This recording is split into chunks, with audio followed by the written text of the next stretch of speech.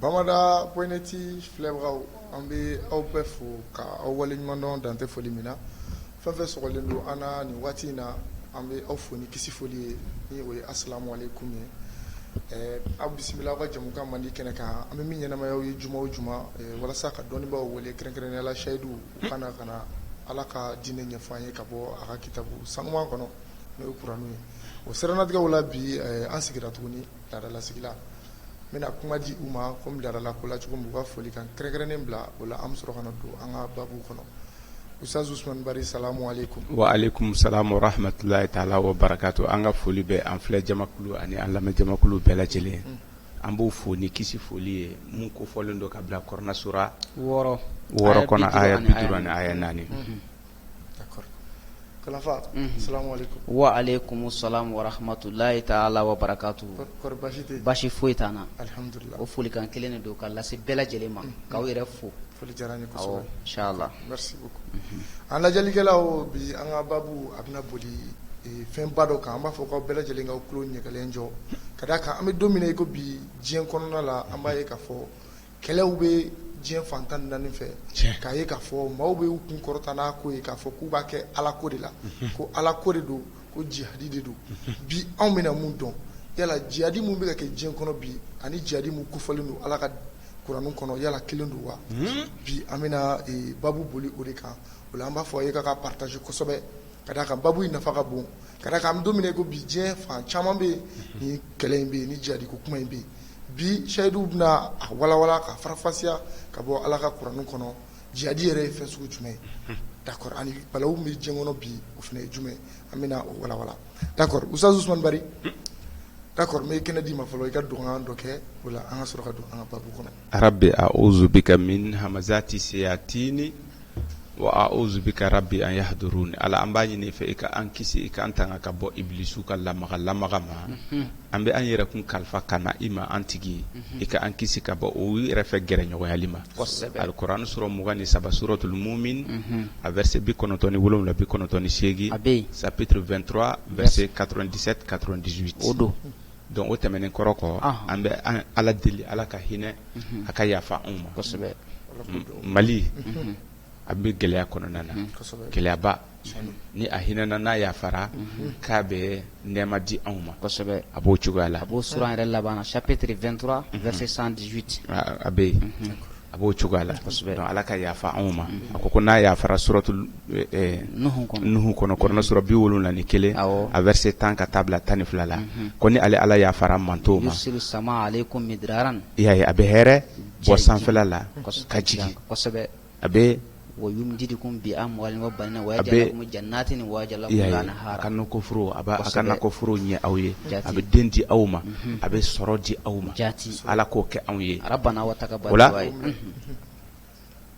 an b'a fɔ rabbi israh li sadri wa yassir li amri wa halul uqtadan min lisani yafqahu qawli chapitre 20 verset 25 à 28 ala i ka an b'a ɲini fɛ i ka an disi fɛrɛ i ka an ka mission an bɛ min fɔ la diinɛ ko kuma nin a kɛli a fɔli a nɔgɔya anw ye mana mun bɛ da mɔgɔninfin nɛn kan ni kuma bɛ fereke a bolo o mana wuli ka bɔ an nɛnkun kan mun kosɔn kumakanw ninnu ka se ka faamu o la an b'a fɔ rabbana wa taqabbal ala ka dugawu ni minɛ anw ye chapitre 14 verset 40 nabi Ibrahima ka sura a bɛ yen dugawu ni ala a minɛ anw ye rabbana wa taqabbal du'a o la a minɛna an bɛ sɔrɔ ka don jati babu yɛrɛ kɔnɔ d'accord maître Ousmane Bari an bɛ fɛ k'a dɔn balawu min bɛ diɲɛ kɔnɔ bi ni u bɛ ka u kan kɔrɔta n'a ye k'a fɔ ko jihadi don yala jihadi min bɛ fɔ ni de don a tigitigiya i ka ɲininkali nin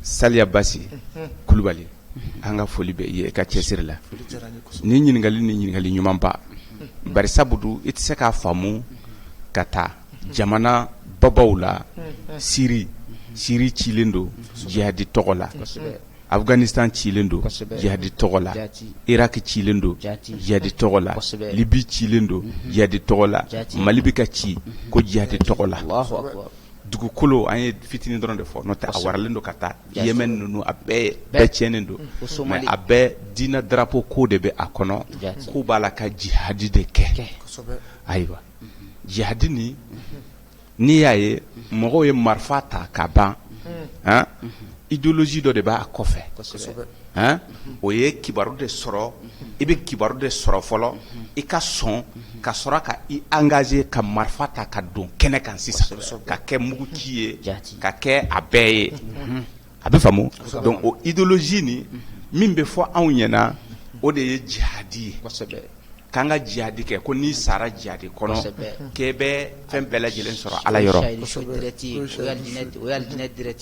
o ye alijinɛ direct ye donc a bɛ comme i n'a fɔ o idéologie o de bɛ don mɔgɔninfinw kunna fɔlɔ yanni i ka marifa ta n'o tɛ i tɛ marifa ta i yɛrɛ ma ten f'i ka dangeniya k'a fɔ ko nin kow ye sɛbɛkow ye i bɛ sɔrɔ ka marifa ta ka da don o kɔnɔ mais en réalité ni ala ka kitabu filɛ i bɛ taa ye k'a fɔ il y a une grosse manipulation des écritures derrière ça ah ouais kana se k'o kuma na une très grosse manipulation donc c'est à dire que ka ko bayɛlɛma quoi ka don sagoyaw kɔnɔna na minnu bɛ fɛ jihadi ni ka kɛ a ka kɛ cogo min na olu yɛrɛ de bɛ kɔrɔna ta ka yɔrɔ dɔw ta ka u ka kitabu kɔnɔ kumaw hadisa dilanenw k'o ta ka da la ka sɔrɔ ka mɔgɔw former k'o don u kunkolo la olu fana de bɛ wuli ka marifa ta ka taa kɛnɛ kan sisan donc sɔrɔdasiw fana bɛ taa u kunbɛn kɛnɛ kan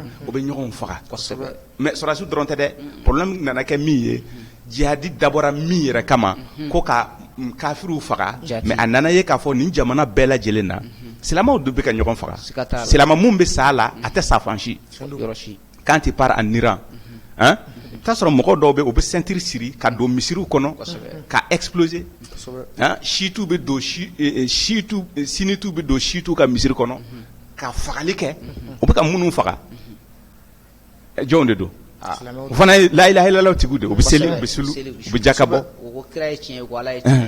mais Mali kɔnɔ an kana taa yɔrɔ jan Mali kɔnɔ mɔgɔ minnu b'a la ka faga duguw kɔnɔna na minnu ka sow bɛ ci minnu bɛ faga jɔnw de don maliyɛnw de tɛ wa silamɛw de tɛ wa silamɛw de ka ca ni u bɛ bɔmu minnu bila sira la ni a bɛ kariw sauter a bɛ ka jɔnw de faga silamɛw de faga donc nin de ye jihadi ye wa ala ye nin de fɔ k'aw dama ka ɲɔgɔn faga wa mais jihadi yɛrɛ ye mun de ye n'i y'a faamu kɔrɔna kɔnɔ i b'a faamu k'a fɔ min bɛ diɲɛ na nin ye tan c'est une grosse arnaque c'est une manipulation et c'est des réseaux mafieux ayi kana se k'o kuma yɛrɛ la maintenant minnu dilanna ka bila terrain kan ka ban c'est à dire que idéologie sera minnu na ka bila terrain kan ka ban olu t'a banna o maintenant sisan walasa mɔgɔ wɛrɛw kana na fara o kan fo idéologie in de ka kɛlɛ a ka yira k'a fɔ min b'a la k'a fɔ o de tɛ tiɲɛ ye jihadi bɛ ka tɔnɔmini ka di mɔgɔw ma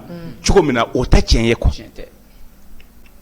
an bɛna o de ye kuranɛ kɔnɔna na kuranɛ bɛna jihadi faranfasiye ye k'a ban pewu a bɛ faamu n'o tɛ ni min bɛ sen na silamɛya tɔgɔ la on appelle ça du terrorisme et non le djihad le terrorisme c'est c'est une violence orchestrée. Oui, orchestrée au nom d'une idéologie. Mais d'abord de ka mɔgɔninfinw ja papa ka mɔgɔninfinw ja sira ni mɔgɔ faga ye ni k'u ja wuli ni mɔgɔ fagaw ye ni prise d'otage ye ni pose de mine ye c'est-à-dire que hali sira la e yɛrɛ gansan ye i ka mobile boli i sirannen don e kana taa yɛlɛ fɛnjugu kan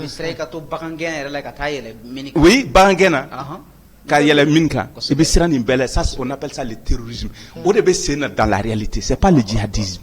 C'est pas du djihad. Chogodi. Maintenant, on va do babu kono. Inshallah. Anga Qur'an sura duruta. Suratul Maida.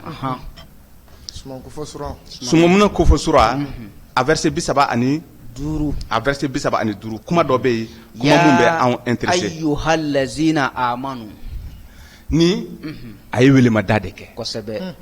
Welema dani nyesimbe mɔgɔw de ma mɔgɔ minnu limani yara ko ka da ala la mɔgɔ minnu ko olu sɔnna ala ko la jati o dun ye jumɛn wale zina yu'minuna bima unzila ilayka wa ma unzila min qablika wa bil akhirati hum yuqinuna ulaika ala hudan min rabbihim wa ulaika humul muflihuna chapitre 2 verset 4-5 la définition des croyants à quoi les croyants sont ceux-là hein qui croient au livre révélé sur le prophète Mohammed. Il n'y a pas deux livres qui sont révélés sur le prophète. D'abord, il n'y a qu'un seul livre révélé sur le prophète. Wanunanzilu Mina al-Qur'an, chapitre 17, verset 82. Qur'an de Jigina. Wa uhiya ilayya hazal Qur'an. Qur'an chapitre 6 verset 19. Qur'an de wahira kana ala kirama. Comme munu dara o kitabula. Ka kla ka da kitabula. Munu jigina ka kon ala kirata ni.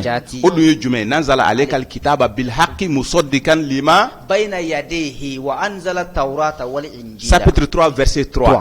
Kitabu sababu fo ye. Min jigina ala kiraka ni tiɲɛ jati o fɔra ye o ye Qur'an ye. Ko o nana ka tiɲɛ tigɛli kɛ fɛn na min tun kɔnna a ɲɛ. O fana tun jigi kitabu ye Taurata tun jigina linjila tun jigina ka kɔ.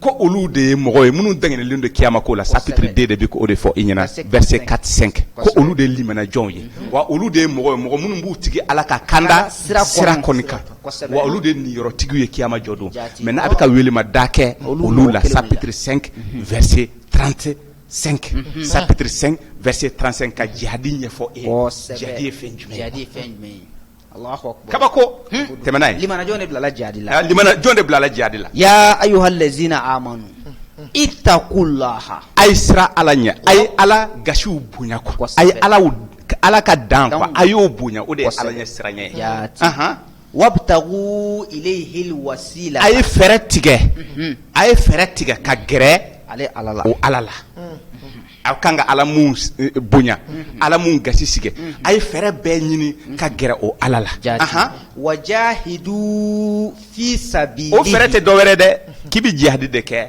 ala ye quoi Allahu akbar k'i cɛsiri ala ye i bɛ jihadi de kɛ ala ye ya ye jihadi nana kosɛbɛ donc a ko oh les croyants craignez Allah cherchez le moyen de vous rapprocher de lui et lutter pour sa cause. La lutte pour la cause d'Allah, c'est ce qu'on appelle le djihad. L'effort que tu fais pour Dieu, c'est ce qu'on appelle le djihad. Oui. Et quel effort tu dois faire pour Dieu?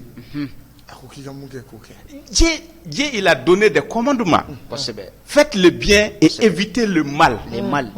Hein? Al-Qur'an b'a fié chapitre 5 du Coran au chapitre 5 à verset 32 a ko nin fɔra ka bila depuis Israël ka denw lahidu minɛnen do bɛɛ ye a bɛ faamu ko n'i ye maa kelen faga min ni fagali man kan c'est-à-dire que min ni fagali man kan n'i ye maa faga i bɛ faga quoi chapitre 5 verset 45 n'i ye mɔgɔ ɲɛ ci i ɲɛ bɛ ci ni mɔgɔ tulo tigɛ i tulo bɛ tigɛ ni o n'a ɲɔgɔnna tɛ n'i ye maa fa maa mun ni fagali man kan a ma tiɲɛni wara dugukolo sanfɛ a ko a bɛ komi i ye diɲɛ maa bɛɛ lajɛlen de fa a bɛ komi i ye diɲɛ maa bɛɛ de fa a ko o cogoya kelen na ni kelen kisi a bɛ comme i ye diɲɛ Jahannama ahya an-nasa jami'an. Ah. Ni diɲɛ bɛɛ de ni. ninnu ye commandement ye Kosɛbɛ. donc i cɛsiri pour éviter ça pour éviter de tuer i cɛsiri pour éviter de sauver les vies Kosɛbɛ. ninnu ye commandement ye quoi Ka donc k'i cɛsiri i yɛrɛ kun fana na. i yɛrɛ kun fana Ala na ko i ka min to yen, k'o to yen. A k'i ka Ala min ko k'i kɛ. kana maa faa Ahan. Ala ko k'i kana jɛnɛya kɛ Kosɛbɛ. Ala ko k'i kana sonyali kɛ Jati. donc force-toi à ne pas faire ces interdits Allahu akbar. et force-toi à faire les choses aimées par Dieu ko ɲuman kɛ i balima ye Kosɛbɛ. Hein? O don. hinɛ yatimɛden na Jati. Chapitre 2. tagama sirakɛla mun bɛ gɛlɛya kɔnɔ a ladon o n'a ɲɔgɔnna Jati. ça c'est des exemples qu'on est en train de donner dans le a ka ca ka ca. ɲuman kɛ juguman to yen Kosɛbɛ. e mun ko i sɔnna Ala ye dɛ maintenant e k'i cɛsiri o kɔnɔ o de bɛ wele jihad Jihadi. Kosɛbɛ. Ala ye fɔ kalandenw ma ijtahidu, a y'aw cɛsiri kalan na. A y'aw cɛsiri kalan na. A y'aw cɛsiri. Ijtahidu. O jihadi fana bɛ yen. Ijtahidu, a y'aw cɛsiri. Allahu akbar. Jihadi ye effort ye, cɛsiri don. c'est un effort qu'on consent dans le sentier de Kosɛbɛ. Dieu c'est ça le jihad Le jihad tɛ Ka mugu mun donna mɔgɔw hakili la ka marifa ta kalas karrrr ka bɔm siri i yɛrɛ la maîtresse. I b'a dɔn maître n'i y'a jateminɛ i b'a dɔn cohérence yɛrɛ tɛ u ka kɛlɛ in na parce que a fɔra ko karabali tɛ diinɛ la olu bɛ tila ka marifa ta tuguni ka na mɔgɔw karaba k'u bɛ u ka sariya sigi mɔgɔw Oui. i b'a ye k'a fɔ ko cohérence tɛ a kɛlɛ yɛrɛ taalen ɲɛ i bɛna o de ye o Taalen ɲɛ i bɛna ye. kɔrɔna bɛ nin de faranfasiya di an ma o Kosɛbɛ. taalen ɲɛ an ka tɛmɛ n'a ye a verset 54 Ya suratul maïda ayyuhallazina amanu. suratul maïda Verset il y a il n'a pas changé 54. de langage A encore ma changé. il dit toujours les croyants Les croyants. minnu limaniyara limaniya dun sigilen bɛ kɔrɔna ani kitabu jiginɛw New. Kosɛbɛ. mais minnu ko u bɛ diinɛ kɛlɛ la Kosɛbɛ. olu ka limaniya sigilen bɛ kitabu la min ma jigi Kosɛbɛ. Allahu akbar. Min yɛrɛ tɔgɔ ma fu. min kitabu min ma jigi Allah. olu ka limaniya sirilen don o la k'a sɔrɔ limaniyajɔnw ye mɔgɔ ye minnu sɔnna kitabu jiginɛw de ma Jati. ka kiiri tigɛ ni kitabu jiginɛw ye Jati. wa man lam yahkum bima anzalallahu fa ulaika humul Zalimun. fa ulaika humul Fasikuna. chapitre 5 Verset 44. chapitre 5 Verset 45. chapitre 5 Verset 47. a ko mɔgɔ minnu bɛ Suratul kiiri tigɛ ni Maïda. kitabu wɛrɛ Ale. min ma kɛ kitabu jiginnen ye Aha. muhamadu ko olu de ye kafiriw ye Jati. olu de ye yɛrɛ kun tɔɲɔnaw ye Kosɛbɛ. wa olu de ye tiɲɛnikɛlaw ye Siga t'a Bon, o la. tiɲɛni de bɛ sen na Kosɛbɛ. parce que mɔgɔ minnu bɛ o kɛlɛ kɛla Aha. olu ka limaniya sigilen tɛ kitabu jiginnen na wa u ka kiiri tɛ bɔ kitabu jiginnenw kan Kɔnɔ fiyewu. o ye u ko ko kitabu jiginnen ye tiɲɛ ye mais min b'u bolo ka kiiri tigɛ o tɛ kitabu jiginnen ye O tɛ. ni aya in kɔnɔ i bɛna o ye Kosɛbɛ. a ko mɔgɔ minnu limaniyara Man yartada minkum an dinihi. mɔgɔ o mɔgɔ quiconque parmi vous apostasie Kosɛbɛ. de sa religion Fasawfa yati Allahu bi qaumin Dieu va faire venir un peuple qu'il aime et yuhibbuhum wa yuhibbunahu. qu'il aime ah bon d'accord a ko ko mɔgɔ o mɔgɔ ni e y'i kɔ don Ala ka diinɛ na Kosɛbɛ. k'ale bɛ i remplacer ni mɔgɔ wɛrɛ ye quoi Jati. kosɛbɛ mɔgɔ minnu y'u kɔ don Ala ka diinɛ na Kosɛbɛ. ale bɛ mɔgɔ wɛrɛw nati k'o remplacer Kosɛbɛ. mɔgɔ minnu bɛ Ala fɛ wa ale Ala b'u fɛ Kosɛbɛ. mais qu'est-ce que ces gens-là disent minnu bɛ jihadi minnu ceux qui prétendent mener le djihad aujourd'hui Kosɛbɛ. hein olu ye mun fɔ n'i donna diinɛ na Ka bɔ. ka bɔ Kosɛbɛ. Ko n'i bɔra dinna ko tile 3 de bɛ d'i ma. tile 3 de bɛ d'i ma Awɔ. I ka réfléchir o kɔnɔ i ka. i bɛ réfléchir o kɔnɔ mɔgɔw b'i deli o kɔnɔ Ahan. u bɛ i yamaru Kosɛbɛ. ils font tout c'est-à-dire que u bɛ voilà u bɛ waaju quoi U bɛ waju. pour que tu reviennes Kosɛbɛ. sur tes pas c'est-à-dire que i ka segin ka don diinɛ na Kosɛbɛ. tile 3 ni nana dafa n'u dɛsɛra i la i ma sigi i kɔ i kunkolo de bɛ tigɛ Ka bɔ yen. ah oui mais c'est ce I qui faga i kun bɛ caro. e t'o kalama de Ah.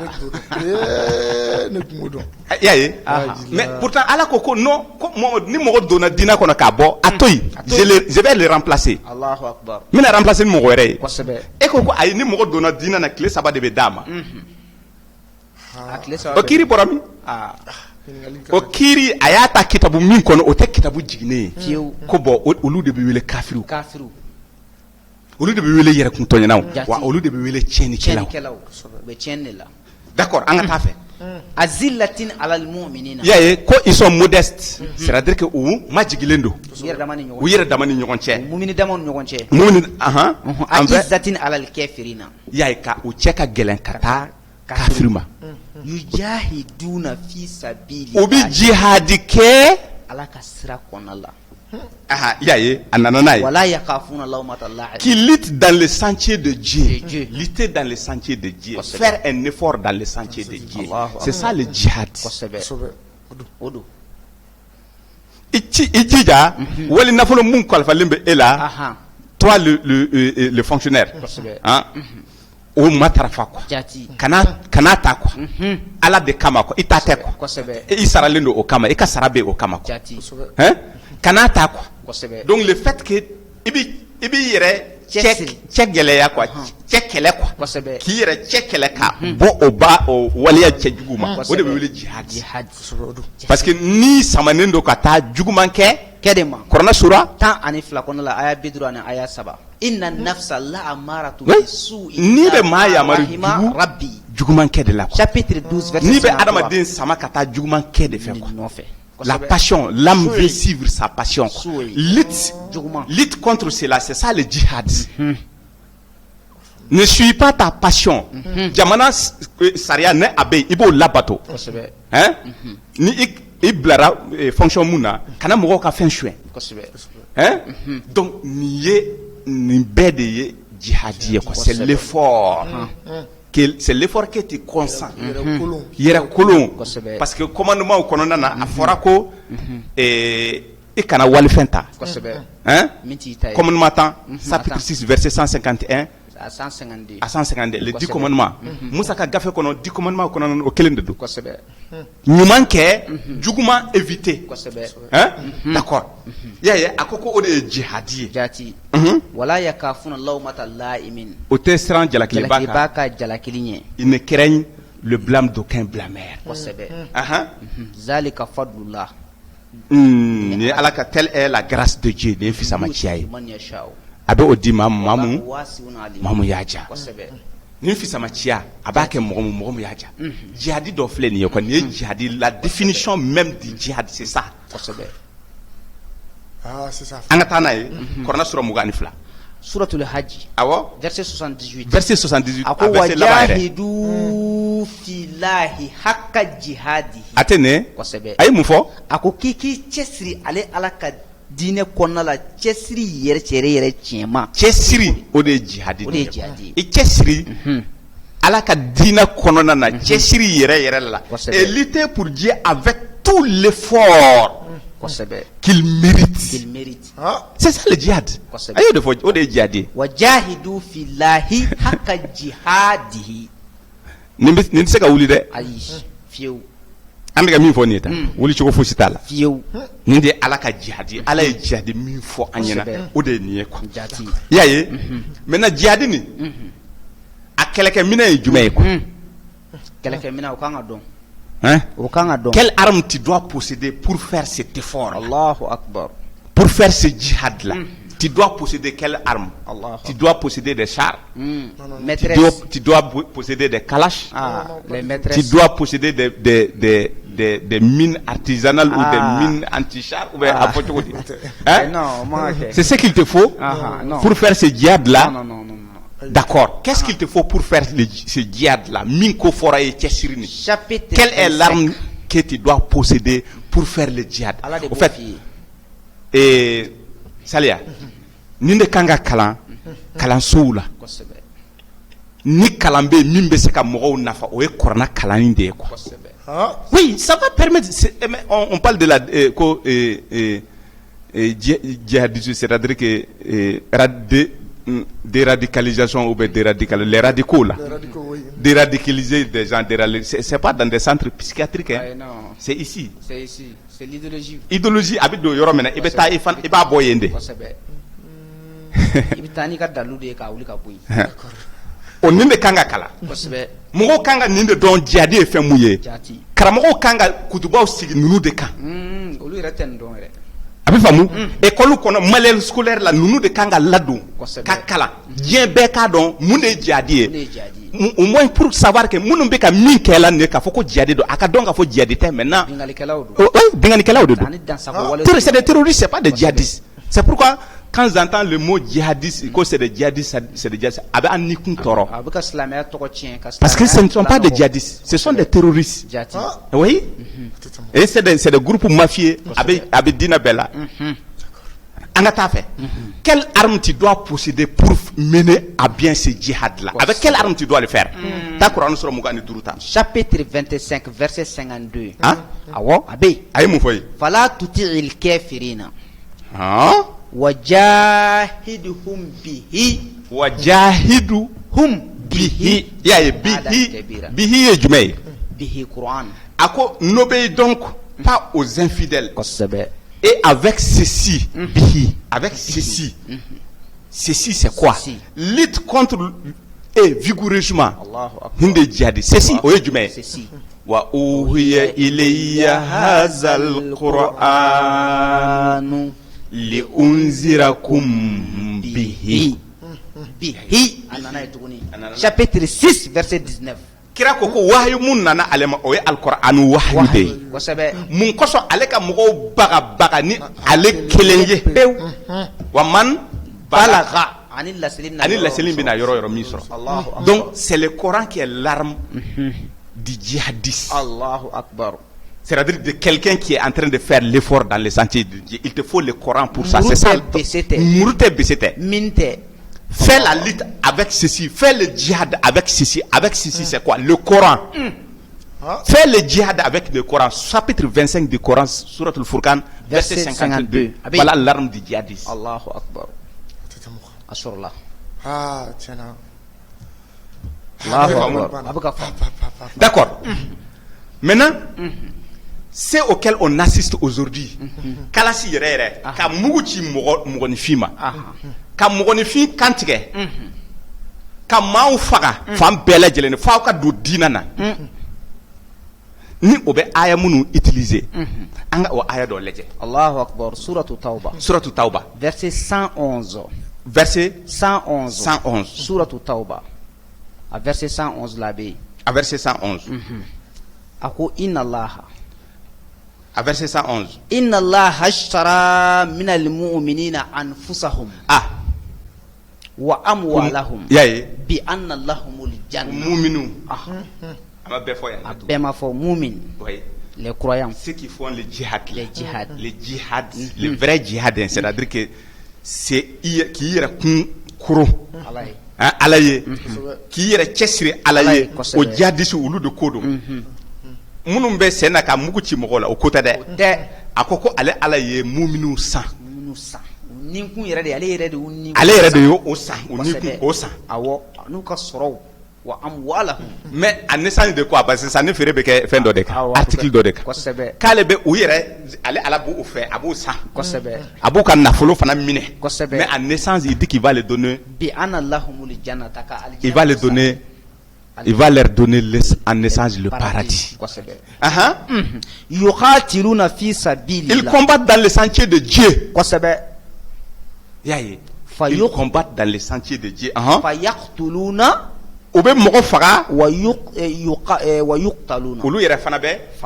Ils tuent et ils se font tuer.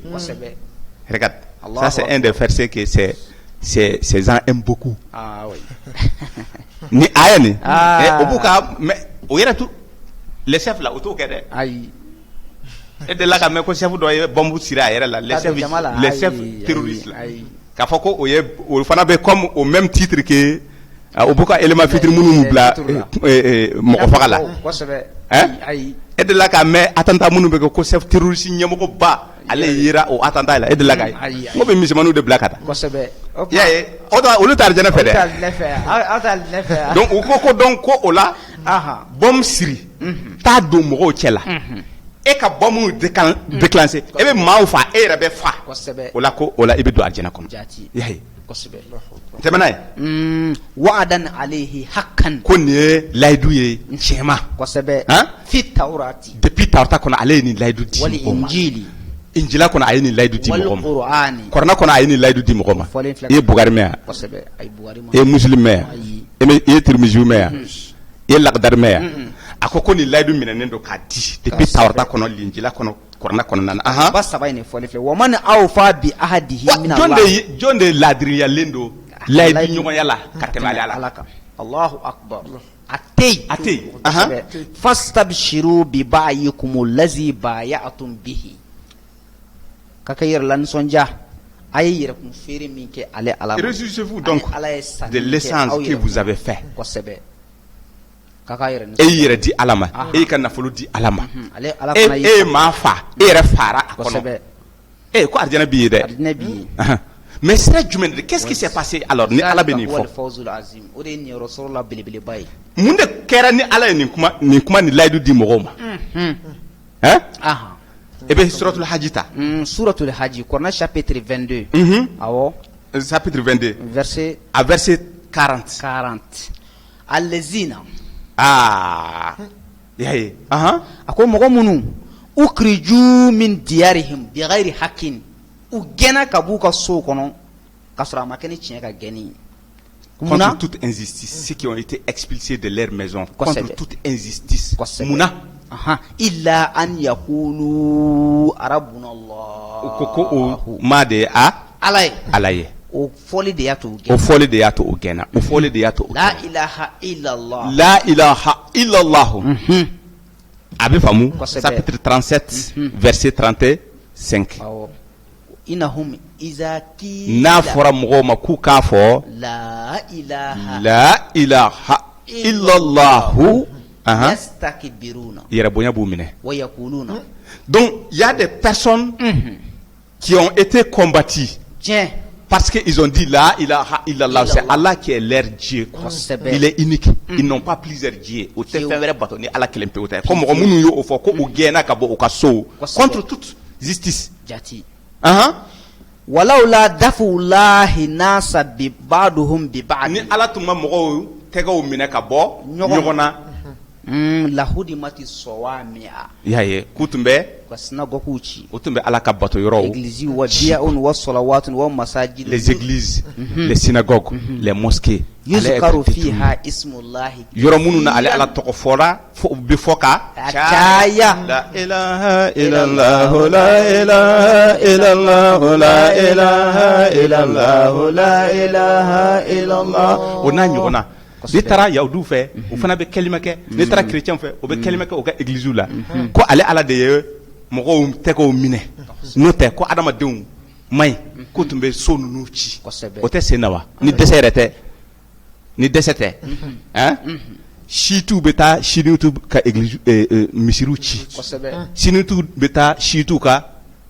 misiriw ci u bɛ bɔnbu siri ka don ɲɔgɔn ka misiri kɔnɔ Irak Iran u bɛ kɛ fan bɛɛ Afghanistan u bɛ attentat kɛ o tɛ k'o kɛ mɔgɔ wɛrɛ la o ka mɔgɔ yɛrɛ de don o de ye jihadi ye hali anw yɛrɛ dun bi hali anw yɛrɛ yan min yan bi Mali la yan ka da kuranɛ kelen pewu ma dɔw b'a fɛ k'an kan ka faga de o o y'a fɔ kosɛbɛ k'an kan ka faga ko parce que an ye kafiriw de ye k'an kan ka faga ko parce que an ko hadisa o ye u ka hadisa ninnu o ye min dilan ka diinɛ yɛrɛ tɔnɔmini ka kɛ u yɛrɛ idéologie ye ka bɔ ala t'a la o ko an kan ka faga parce que an ko o kitabu tɛ tiɲɛ ye mɔgɔ sɔrɔla minnu y'o fɔ Mali la yan i ye nin mɛn mais sisan an ka marifa ta ɲɔgɔn kama an ka muru ta ka bese ta ka bɔnbu bila i kɛrɛfɛ ɲɔgɔn kama a nana cogo di a nana de ko minnu ko la ilaha illallah k'u kɛlɛla ala ko n'u kɛlɛla ta Kurani sura 2 ta suratul Baqara n'aw kɛlɛla suratul Baqara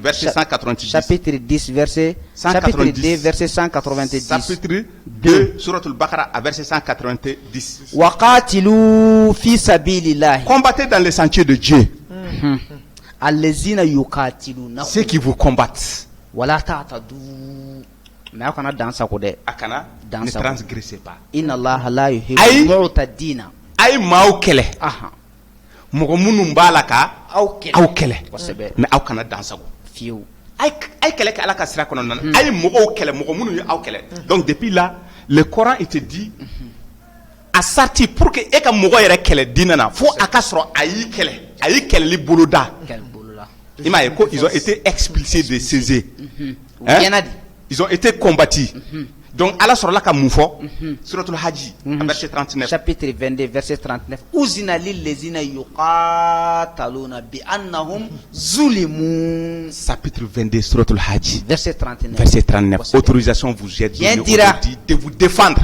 Dieu dira kosɛbɛ ordre dira oui akaw yɛrɛ défend akaw yɛrɛ défend parce qu'ils ont été attaqués donc le djihad c'est-à-dire que maintenant sisan u bɛ min wele djihadi kɛlɛ marifa ta ka mugu ci ɲɔgɔn na dɛ ko o sarti de ye ni a fɔra ko bin bɛ kɛ i kan ni bin kɛra i kan ko combattez ceux qui vous combattent kosɛbɛ i bɛ mɔgɔ de kɛlɛ sa mɔgɔ min y'i kɛlɛ mɔgɔ min y'i kɛlɛ hali man kan tɛ ka taa mɔgɔ wɛrɛ kɛlɛ mɔgɔ min y'i kɛlɛ parce que mun na k'i kana dan sago pour que i ka a faamu k'a fɔ wala ta du tu n'es pas le premier à attaquer tu dois pas être le premier à attaquer mais bien au contraire ta chapitre kɔnɔntɔn ta chapitre 9 du Coran suratu tauba tauba awɔ a verset 13 kosɛbɛ kabako ala tuqatiluna qauman nakasu aymanahum wa hamu bi ikhraji rasulihim mais pourquoi aw tɛ mɔgɔw kɛlɛ mɔgɔ minnu y'u ka layidu tiɲɛ layidu tiɲɛ layidukanw tiɲɛ ka tila ka hami wa hamu bi ikhraji rasulihim minnu y'a laɲini ka ciden gɛn pourquoi aw tɛ olu kɛlɛ wa hum bada'ukum awwala maratin olu de fɔlɔ y'a daminɛ fɔlɔ d'accord kosɛbɛ olu de fɔlɔ y'a daminɛ il faut écouter ce verset là ne combattrez-vous pas des gens qui ont violé leur serment qui ont voulu bannir le messager et alors que ce sont eux qui vous ont attaqué les premiers Allahu akbar attaque shono alamade yan sisan farsogo donna la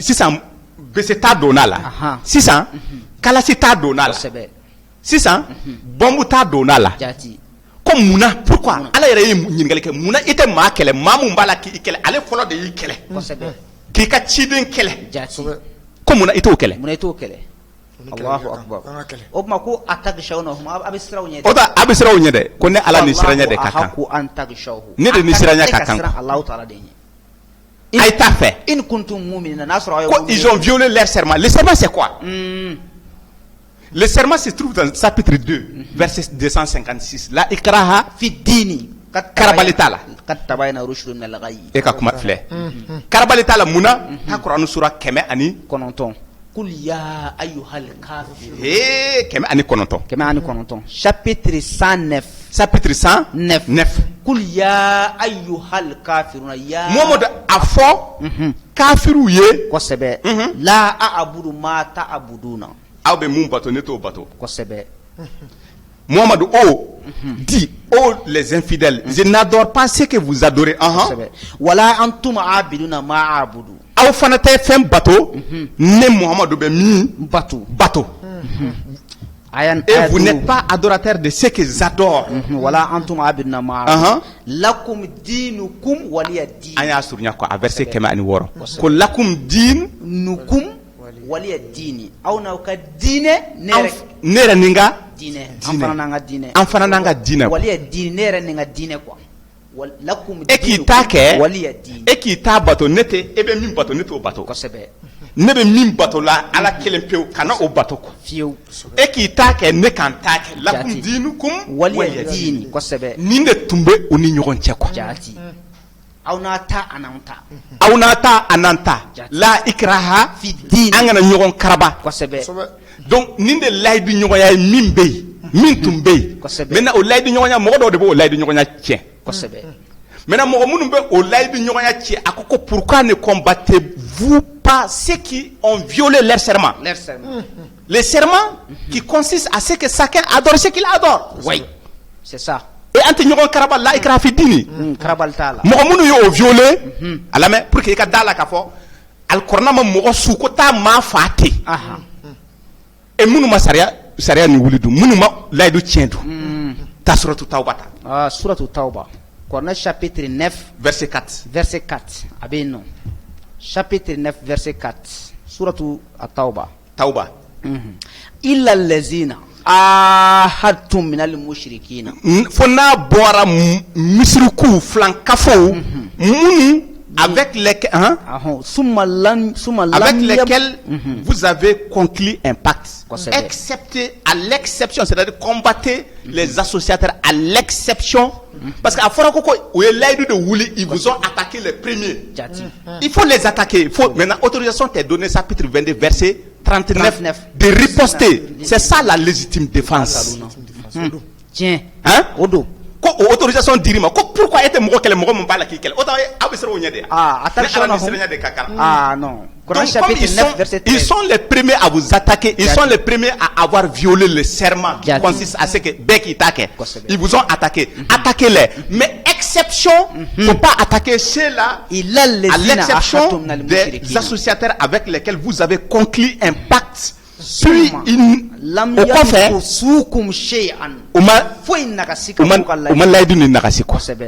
c'est-à-dire mu ta tiɲɛ quoi. Walam yuzahiru alaykum ahadan. Umata fara aw kɛlɛbaga ninnu aw juguw ka aw kɛlɛ. Non seulement ils n'ont pas violé le pacte qui consiste à ce que bɛɛ k'i ta kɛ. Flankafo ta i ka flankafo kɛ. Ne bɛ ala kelen pewu bato, ne bɛ min bato aw t'o bato, aw fana bɛ min bato ne t'o bato. Bɛɛ k'i ta kɛ la ikraha fi diini mɔgɔ minnu sartira o kan. Mɔgɔ minnu sartira o kan, mɔgɔ minnu o sarti wuli ka aw attaquer. Ko il faut pas les attaquer. Aïe, personne. Parce que presque c'est la mot d'amade beka ñoko attaquer. Allahu Akbar. Et puis c'est des munun hein mo dona si malien de do. A chama malien de. Mais mo dona ils sont rentrés par la Libye. Ils sont venus avec l'idéologie ko ota Mali kafri dia. Kafri jamana de Mali. Et puis halni kafri jamana anga ke Mali be josonay. Aye mo do attaquer wa. Aïe. Anga ke quoi? Amamu attaquer. Flankafo quoi. Flankafo Mali beka ke flankafo. Oye mo do attaquer wa. Aïe. Mais pourquoi Mali a attaqué? Au nom de quelle religion? Pas, en tout cas pas celle de Dieu. Non. Donc c'est là que tu comprends que c'est de la mafia. Et les grosses pointures là, ils sont pas dans les combats, hein. Ils ne sont pas engagés, ils sont dans des petits trous. Ils se déplacent d'un trou à un autre. Ou Kololendo, le butin de guerre avec la Douma. Oh, Aïssa. N'aw sara dɔrɔn a bɛ arijana sɔrɔ. Mais olu yɛrɛ tɛ sa. Olu yɛrɛ tɛ sa. O yɛrɛ tɛ saya fɛ. Jabi. A ko fatimu ilayhim ahadahum. Ay k'olu ka layidu dafa. A ye kana o kɛlɛ. A kana olu kɛlɛ dɛ. Ila muddatihim fo ka taa se a dan na. Fo ka taa se a dan na. Kosɛbɛ. A ye se a dan na c'est-à-dire aw kana kɛ mɔgɔ fɔlɔ ye. Y'a ye. Min bɛ layidu tiɲɛ. Layidu tiɲɛ. Parce que silamɛw ye layidu dafalaw muuminu ye layidu dafalaw de quoi chapitre 23 du Coran surat Mumin verset 7 6 7 8 ko tɛ layidu tiɲɛ 7 ou 8 a verset B ko a ye layidu dafa chapitre 23 surat Maharij fana kɔnɔna na a bɛ verset 33 à 34 a bɛ 32 à 34 layidu a y'a dafa i kana kɛ mɔgɔ fɔlɔ min bɛ layidu tiɲɛ quoi a bɛ faamu donc le pacte c'est ça n'i y'a ye jihadi muru donna la n'i y'a ye jihadi marifa donna la e attaquera de quoi e attaquera kun jumɛn parce que ko la ilaha illallah ko à ce moment défends-toi maintenant au défense qu'on a à l'exception de cela minnu ko fɔra a filɛ nin ye chapitre 9 verset 4 n'a bɔra minnu ma sariya ni layidu kan bɔrɔtɔ u ma aw attaquer u ma taa fara maaw kan minnu b'a la ka aw attaquer sisan ni aw attaquera n'a bɔra olu la a verset 5 fa izan salakal ashhurul hurum tɛmɛ n'a ye faqtulul mushrikina haysu wajadtumuhum ni ako o layidu kofɔlen no o nana dafa dun donc ko ako u kɛlɛ a ka filankafo ninnu kɛlɛ haysu wajadtumuhum a y'u sɔrɔ yɔrɔ o yɔrɔ wakuzuhum aku minɛ wahsuruhum aku u gete aka pièges daw ɲɛ waqudu lahum kulla marsadin aka banamini uni bɔfan bɛɛ lajɛlen cɛ parce que on nana alakira ɲininka chapitre 2 du Coran verset 217 ko ka kɛlɛ kɛ lahɔrɔma kalo la yala mun b'a la ala ko Muhamadu Lamine a fɔ mɔgɔw ye lahɔrɔma kalo fɛ kɛlɛ hein ka kɛlɛ kɛ lahɔrɔma kalo kɔnɔ ko o ye jurumuba de ye quoi k'a kana kɛlɛ kɛ lahɔrɔma kalo la lahɔrɔma kalo ye jumɛn ye Kuranɛ sura 2 verset 185 kelen bɛ o ye Ramadan kalo ye an m'a fɔ hadisatigiw ka lahɔrɔma kalo dɛ Kuranɛ ka lahɔrɔma kalo o de fɔtɔ de don suratu Bakara kelen kɔnɔna na verset 196 flabe hiji kalo ani umra kalo Kosɛbɛ. la horma kalo de do chapitre 42 suratul asra verset 38 asra kalo be abe nani kosɛbɛ abana pew akoko ni o kalo numu tɛmɛna chapitre 9 suratul tauba chapitre verset 5 après que les mois sacrés expirent tuez les associataires, c'est-à-dire ceux qui vous ont attaqué les premiers. Combattez-les. Combattez-les. Et où que vous les trouvez, capturez-les. C'est-à-dire que ni sera mogola, le droit international humanitaire t'interdit de tuer. Hein? Corona fanabo de filles. Chapitre 47 suratul Muhammadun verset 4 Nisra mogola kaba keleyoro la na ye marfa bla ka tege korota hein le Coran te dit kana afagable mais il va que tu dis ko asiri ka gele après que la guerre ait déposé le fardeau, c'est-à-dire que ni kele jora nous bibolo les prisonniers politiques les prisonniers de guerre maintenant soit c'est la libération gratuite soit c'est la libération contre rançon ou bien habito ibolo joya yɛrɛ nana o de sira fɛ mɔgɔ mun b'a fɛ k'i faga ni i sera la dɔrɔn kana ni bɔ a kɛ i ta ye mais ne kɔfɛ i bɛ se ka ɲumanya kɛ i b'a labila walima i bɛ fɛn dɔ minɛ a kun kɔrɔ walima a bɛ kɛ i ka jɔn ye i y'a ye a ko tuez-les où que vous les trouvez capturez-les achetez-les et guettez-les dans toute embuscade a ye fɛn saba fɛn naani de fɔ fagali a bɛ o faga en premier a k'o minɛ hein les prisonniers donc guettez-les o ye ka voilà ko bɛlɛ o de kosɔn o bɛ to ka taa minu poser ko les mines là yaye o bɛ minu poser ko assiégez-les assiégez-les o ye ka dugu datugu c'est pourquoi o ye farabugu ninnu datugu ko c'est comme farabugukaw dɔw ye mɔgɔ dɔ silamɛ dɔw attaqué wa farabugukaw dɔw ko silamɛya kana kɛ wa selibagaw b'o faamu cogo di selibagaw yɛrɛ de b'a kɔnɔna na mais de quel dieu il s'agit alors ko kana ko o dugu kana attaquer o b'olu ka hadisaw la ye ko ni bɛ misiri wele k'a mɛn dugu o dugu la k'i kana o dugu attaquer aw taara k'a ka hadisa kɔnɔ kuma yɛrɛ sɔrɔ tuguni ka t'o dugu attaquer i b'a dɔn ala ko tɛ ala ko tɛ Oustaz an k'a teliya parce que ɲɛ b'a la wagati bɛ ka gɛrɛ kosɛbɛ i y'a ye donc ninnu ko de bɛ sen na alors que non c'est-à-dire que ni attaquer de i bɛ nin waleya nin sisan boloda mɔgɔ mun y'i attaquer ko i y'a sɔrɔ yɔrɔ o yɔrɔ a faga chapitre 2 verset 190 fo ka taa bila 195 an t'o fana fɔ parce que wagati ka ni babu ka di dɛ a ka di an k'o fara kan a verset 191 suratul Baqara waqtuluhum haythu saqiftumuhum yaye kwa ku faga ayu sɔrɔ yɔrɔ yɔrɔ wa akhrijuhum min haythu akhrajukum aku labo ina fo y'aw labɔ yɔrɔ ouais yaye t'as vu a nana expulser les d'où ils vous ont expulsé il n'a pas aucun cas ça revient à la même chose toujours toi les musulmans c'est toi et de kanga sabali joy et de kanga attaquer follow de e be nin ko boloda ka nyesi atigla mo wa akoko ne cesse pas temenai wal fitnatu ashaddu min al qatl hadsatiye association ka korna mine ka fenwere mine ka fara korna ka min te jigine ye ko ka junga teme fagali yere ka jugu ka teme fagali ka ye kana sigala de temenai wala tuqatiluhum inda al masjid al haram mais akana o kele nube la horma misri kɛrɛfɛ hatta yukhatilukum yaye fo ka taa fɔ aw kɛlɛ ni u y'aw kɛlɛ dun fa in khatalukum faqtuluhum ayu faga kosɛbɛ kadhalika jazaa'ul kafir nin de kafiru ka sa fa in tahaw fa inna allaha ghafurur rahim be yande la kosɛbɛ a ko s'il cesse ayi mun de fɔ ala kira ye yafa n'u y'a dabila awɔ parce que ala yɛrɛ yafa masa ye effectivement kosɛbɛ wa qatiluhum hatta la takuna fitnatu a y'u kɛlɛ fo ka taa fɔ o ye ko in dabila filankafoya nin u y'a dabila wa yakuna diinu lillahi ala ka diinɛ ka jɔ kosɛbɛ diinɛ ka kɛ ala ta kelen pewu ye n'u kɔni y'aw kalan a kana dabila dɛ n'u ma dabila fo ka taa fɔ u sɔnna. S'il cesse donc plus d'hostilité contre ces insistes, sauf contre les insistes. Nous y'a dabla, aya dabla.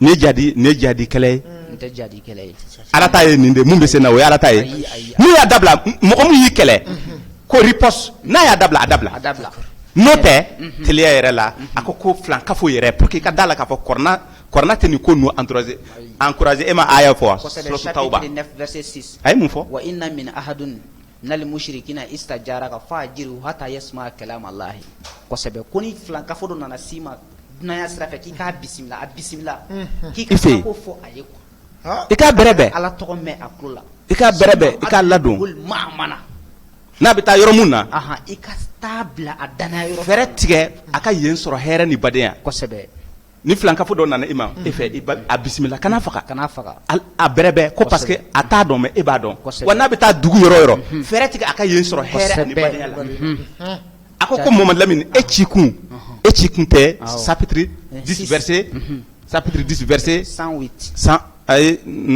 tɛ verset 99 kosɛbɛ chapitre 10 verset 99 ayi kana an k'o to yen a ko n'a to yen ale alaja ok d'accord i bɛ fɛ ka complément kɛ chapitre 6 verset 107 a ko filankafo a to yen ne ma i bila i ka filankafo kɔlɔsi ko n'a to yen ne alaja filankafo tun tɛ kɛ dugukolo sanfɛ wa filankafo yɛrɛ bɛ min bato k'i kana o fɛn masina nɛni yarɔ nin ye tolérance da ye i ma bila k'i k'u garanti kosɛbɛ wala tasubu lezina wakati kuruna kosɛbɛ d'accord o la aya laban teliya la tasubu lezina yad'una min dunillah ko kira Coran sura 10 verset 99 a ko ne ma e ci ko n'a tun ye ale alaja ko maa si tun tɛ kɛ dugukolo sanfɛ bɛɛ tun bɛ kɛ limanɛjɔn ye si Allah avait voulu que tout le monde tous ceux qui sont sur la terre auraient crié est-ce à toi de contraindre les gens de devenir croyants e de kan ka mɔgɔ koron u ka kɛ limanɛjɔn ye alakira a ko ayi ko fasakir bil Qur'an Coran sura 50 verset 45 a ko Mamadu Lamine je sais ce qu'ils disent tu n'as pas pour mission d'exercer une contrainte contre qui que ce soit mais rappelle seulement fasakir bil Qur'an wajulu kɛ ni Qur'an ye man ya kafu wa idi mɔgɔ min sirannen don ala ɲɛ ana segin a kɔ nin de tun b'an bolo ka a ko in kuncɛ teliya la madala ni kumakan laban ko bɛna sara ayi kumakan laban tɛ an lajɛlikɛlaw an b'aw fo a ka kulumajɔ la aw kan bɛ sigi wɛrɛ n'o ye juma wɛrɛ wasalam